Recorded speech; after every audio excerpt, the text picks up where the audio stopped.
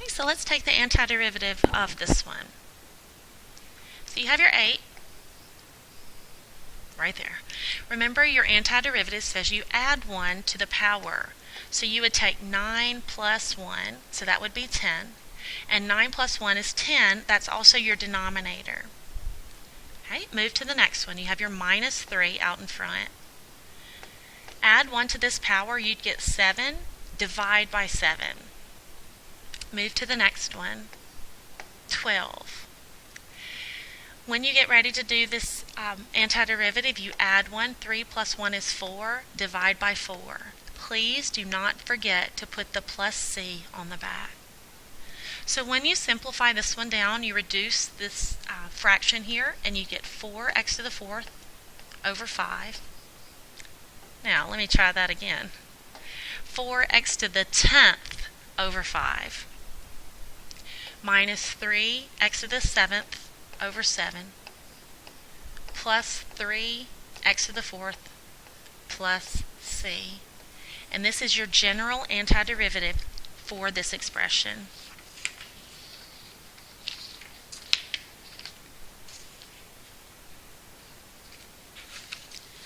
Now, I spoke to you earlier about checking. The way that you could check this one, see what's underlined in red? If you took the derivative of that expression, you would get back your original problem. So again, these are really easy to check. Just take the derivative of it. Earlier, in a previous video, I mentioned that you wouldn't have certain antiderivatives on the final. These antiderivatives will be on your final. Okay, so let's try another one. I asked you to evaluate this function. The first thing I notice is that I have a radical. Well, I can't really work it with a radical. So let's change it to something that's a little bit more usable.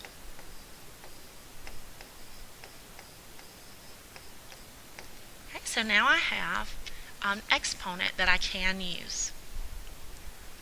Okay, remember to take the antiderivative, I add 1. So that would be 1/2 plus 1. I'll also divide by 1/2 plus 1. There's my 2. Just bring down that 2. Now, look at your handout that I gave you, or a previous slide that I gave you. You see your trig antiderivatives. So the integral of the sine is actually negative cosine of x. And then you have your plus c. Now let's clean that up. So you have 1/2 plus 1. That would be 1/2 plus 2/2, which would equal 3/2. So this would be x to the 3/2 over 3/2 minus 2 cosine of x plus c. Now that's going to clean up a little bit more. When you divide by 3/2, remember, divide by 3/2. Remember the rule for that says multiply by the reciprocal. So when you divide by 3/2, that's the same thing as saying 2/3 times x to the 3/2 minus 2 cosine of x plus c. Okay, so remember, when you divide by a fraction, you multiply by the reciprocal. So you'll want to, anything that has a denominator that's a fraction, you'll want to fix that. You'll say, well, what happened? Like, how did you go from sine to negative cosine? Well, think about it for just a second. Let me go to the side. I ask you the integral, basically, of the sine of x. Now let's go backwards and think about derivatives for a minute. If I ask you the derivative of cosine, the derivative of cosine is negative sine of x. So in this particular problem, if you're going backwards, if you had sine, the antiderivative would be negative cosine of x. So you're just going backwards from what you did in previous sections. So again, if the derivative of cosine is negative sign, that means the antiderivative of negative sign would be cosine. And that's how that little part would look. So your answer is what's underlined in green.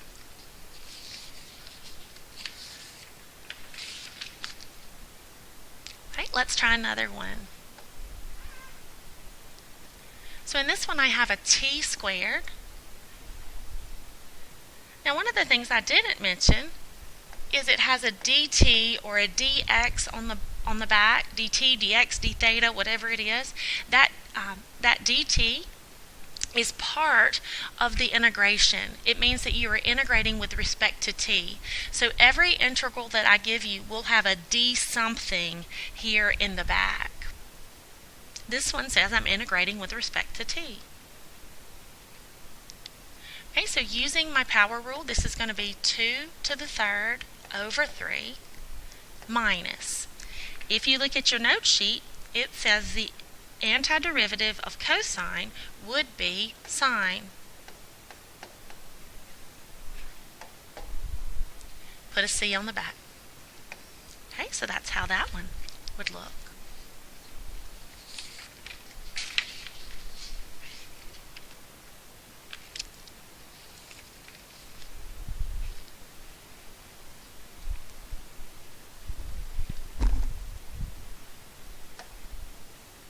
Let's try one more of those. Here's your next one. What I want to point out about this one is you do not, in Calculus 2, when we get there, and in antiderivatives, you don't have a quotient rule. So the only way that you can work this one is to simplify it algebraically. So we're going to say this is x plus 1 over x to the 1/2 dx. Now basically, this is x over x to the 1/2 plus 1 over x to the 1/2. Remember, this x in the top is understood to be x to the 1. Now, to simplify these algebraically, in the first one, you just have basic exponent rules. So you have an x to the 1 and an x to the 1/2. If you subtract the exponents, 1 minus 1/2 would give you a 1/2 exponent. So this is going to be x to the 1/2. In the second one, you'll see that x to the 1/2 is in the bottom. So that's actually x to the negative 1/2. Let me write it in the same way. Now, we simplified using algebra. Now, we can take the antiderivative of it. Okay? So taking the antiderivative, we would have x to the 1/2 plus 1 all over 1/2 plus 1. And then we would have x to the negative 1/2 plus 1 all over negative 1/2 plus 1 plus c.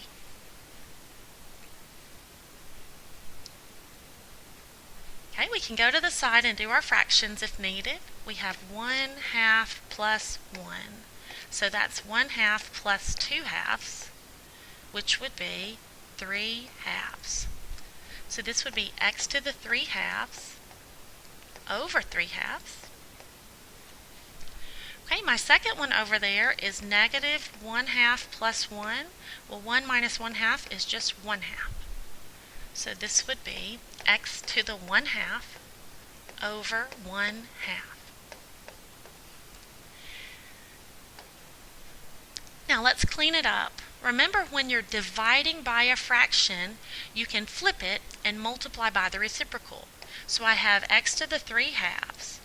Instead of dividing by 3/2, that's the same thing as multiplying by 2/3. For the second one, you have an x to the 1/2. There you are dividing by 1/2. Well, dividing by 1/2 is the same thing as multiplying by 2.